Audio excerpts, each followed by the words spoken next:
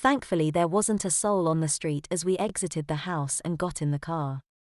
Mother had twisted my satin sash around to the front so it wouldn't get squished between me and the seat, and the big bow looked as bad as I'd imagined. The Sunday school was in a part of town that I wasn't familiar with, in a single-story building with a wooden facade and its windows covered with wire mesh to stop them getting smashed. It didn't look very welcoming, and neither did the area. Mother pulled into the car park, but I really didn't want to get out of the car, although I knew I'd have to. When I had, she twisted my sash so the bow was at the back and put a girly white handbag over my shoulder. "What's that for?" I moaned. "It's a handbag," she told me.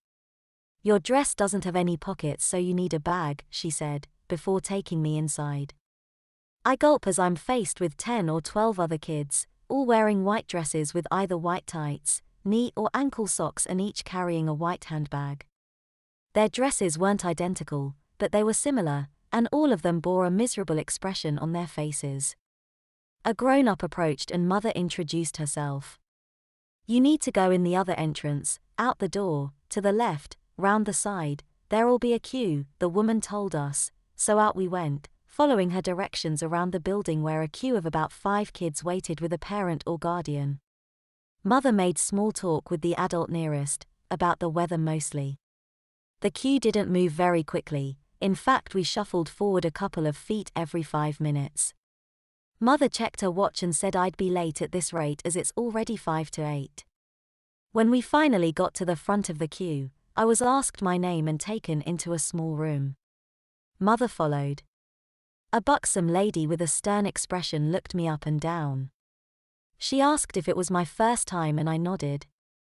"And you've brought your nappies?" she asked. I said, thinking I'd misheard but knowing that I hadn't. "In your handbag, Perry," my mother said.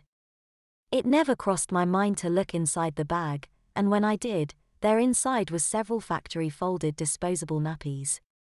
"What are they for?" I asked. My voice was shaky, my hands shakier. "They're for you, Perry," my mother said. My jaw dropped as I turned to face her. "Face me, boy." The buxom lady instructed me to give her one of my nappies, and with a hesitant, trembling hand, I did exactly as I was told. "Put your arms up like this," she said, raising her hands high above her head. I hesitated but raised my hands, only for my mother to whip her hands under my dress, pull my knickers down to my ankles before swiftly lifting my skirt all the way up and holding me and my skirt in bear hug. The lady quickly fitted the nappy as I wriggled and writhed in a futile attempt to at least hinder its fitting.